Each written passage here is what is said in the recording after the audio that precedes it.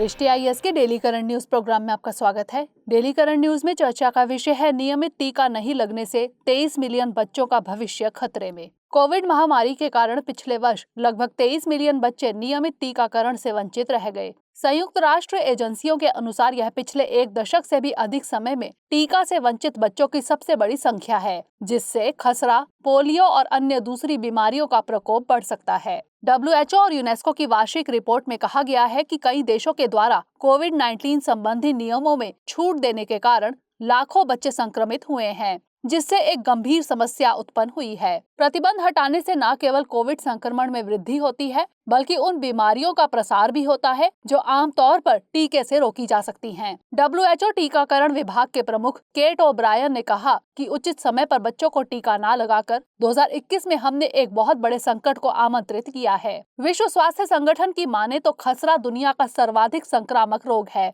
जो कि 5 वर्ष से कम आयु के बच्चों के लिए घातक सिद्ध हो सकता है। संगठन ने कहा कि कमजोर स्वास्थ्य व्यवस्था के कारण यह अफ्रीका और एशियाई देशों को सबसे अधिक प्रभावित करेगा। आप जानते ही हैं कि पोलियो युवाओं को स्थायी तौर पर शारीरिक रूप से अक्षम बना देता है। डिप्थीरिया, टेटनस और काली खांसी यानी DTP के टीके से वंचित बच्चों की संख्या 10 देशों में 22.7 मिलियन है। इन बीमारियों की रोकथाम हेतु टीका नहीं लगवाने वाले देशों में भारत और नाइजीरिया शीर्ष पर हैं। यह आंकड़ा वर्ष 2019 से 3.7 मिलियन अधिक है और 2009 के बाद सर्वाधिक है। नवजात शिशु की बात करें तो उन बच्चों में तीव्र वृद्धि हुई है जिन्हें जन्म के बाद अब तक एक भी टीका नहीं लगाया जा सका है। कम से कम एक टीके से वंचित बच्चों की संख्या पिछले वर्ष के 13.6 मिलियन से बढ़कर 17.1 मिलियन हो गई है। विश्व में कम से कम एक टीकाकरण अभियान को टालने वाले देशों की संख्या 66 हो गई है।